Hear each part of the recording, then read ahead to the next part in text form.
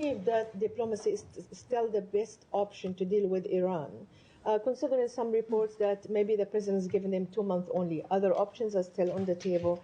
And on Gaza, while Israel is going after Hamas, there is reported of 400 people being killed, the majority are civilians, including 185 children. What is the United States doing to tell Israel to spare the life of civilians, or to avoid them at least? Well, first of all, on the question of Iran, it's been clear, Secretary Rubio has made it clear that, of course, as the world's top diplomat, that diplomacy matters. And we continue. Diplomacy includes, of course, there's a whole host of things in the toolbox for diplomacy, and the world understands this as well. So, of course, yes, diplomacy is the best way to handle this situation. And regarding, was it about the Gaza? Civilian casualties in Gaza, including 108 children have been killed. Yeah, it's horrible. This entire, it's the 21st century, and the savagery unleashed by terrorist groups, death squads of Iran, entities that have an investment in the suffering never ending, the use of people, the Gazans in particular, as cannon fodder for a dynamic that the world has decried for decades. And finally, we are here, and we've had enough of a conversation within the framework of this needing to end. And at the start, President Trump and Secretary Rubio demanded a new way of looking at how we end this framework of death and destruction, this cycle. And we are still in that process. And their demand that we can't continue on is made clear by the fact that Hamas had an offer, a bridge to continue on to the second phase, which they rejected. It was not a dynamic that was clearly going to end well in their rejecting it, but they did so anyway. And it's a horrible result of more decisions by Hamas that continue the suffering. But that has been the history. And so we not only decry the loss of life and the impact on children around the world, but enough to where President Trump has one term, and his focus has clearly been peace on this planet in every single fashion. And it will essentially be able to work because he's known to get results, he's known to be serious, and we're seeing it move forward. So it's a shame that Hamas has allowed this to occur, but look nowhere else other than the people who have facilitated this suffering from the beginning. The Trump administration, Secretary Rubio, the Department of State of this country are determined and are the ones working to make sure that this stops. And certainly the region understands that this is a real opportunity, finally, to change what's been happening in the world. Yes, sir. Tammy, can I? Yes, staying in this region, please. I was just wondering if Secretary Rubio had any conversations since the strikes with his Israeli counterparts, and, are you trying to ensure that when Israel does these strikes using U.S. weapons that they're, targeting, being as careful as possible in their targeting? I can tell you that, of course, our teams, they're constantly in touch.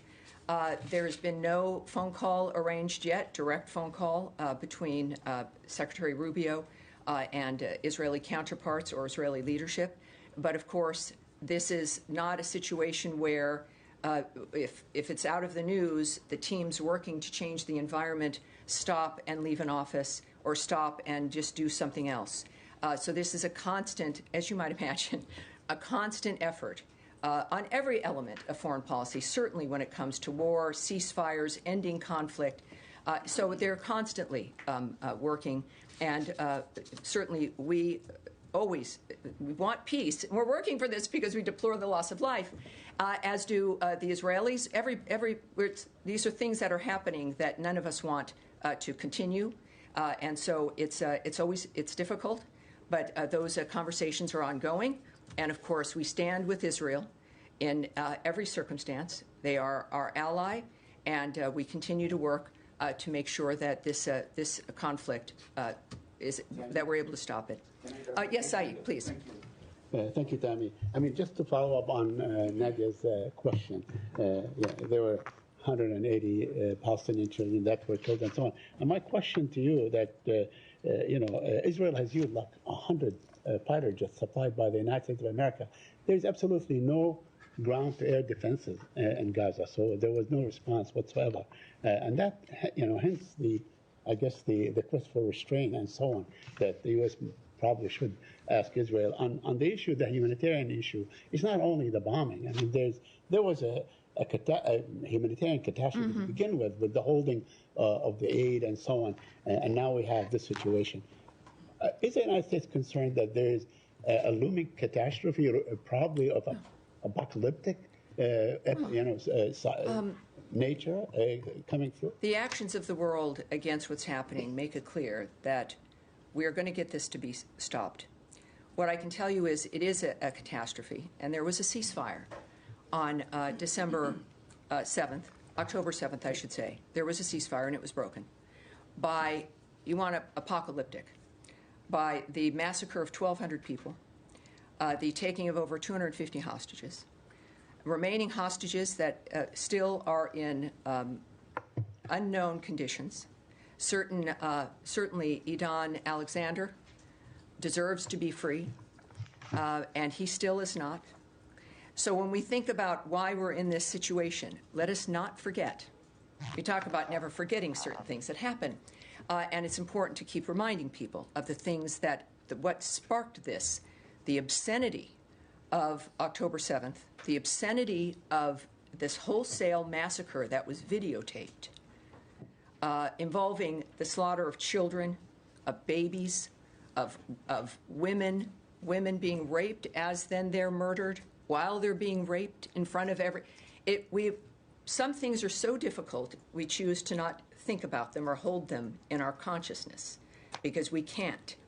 But in this situation, it is a mistake to look at dynamics within a section of what has occurred and remember the history of what has led us here and the extraordinary surprise at the American approach, the Trump approach, to try something new because this can't continue as a civilized world. It can't continue. So yes, we decry everything that is going on, which is why we're doing what we're doing now. A quick follow-up. All right. Yes, sir. I just want to follow up there on the material point about, the State Department is bound by the Leahy laws and other laws of the United States when it supplies weapons to its ally Israel. The point has been made that over half of these casualties, or those killed, were women and children. So is there a process underway in this building to assess if those actions using American weapons were compliant with international law? Well, what we do, we work and apply international law. We apply certainly our applicable U.S. laws, I should say. And that is something, of course, that we are committed to. That's what we ask of others to do, and that's what we're doing. Yeah. Yes, ma'am. It's okay if I shift regions. I'm sorry? Can I shift away? Are we going to shift region? You have a few more questions here. I will come right back to you. There. Yes, sir. Thanks, Tammy. A couple questions. Number one, on the Israel-Hamas unraveling of the ceasefire. I understand the U.S.'s position. What about the actual plan? The first time around, there was an immense political investment made in garnering a ceasefire. Is the U.S. planning through the State Department again to invest that much political capital in getting a ceasefire back in place? And if so, is the route the first time to pressure Prime Minister Netanyahu? Is it now to pressure Qatar to lean on Hamas? What is the plan of action here? Well, first, I'm not going to discuss negotiations or diplomatic conversations or plans that might be emerging or not.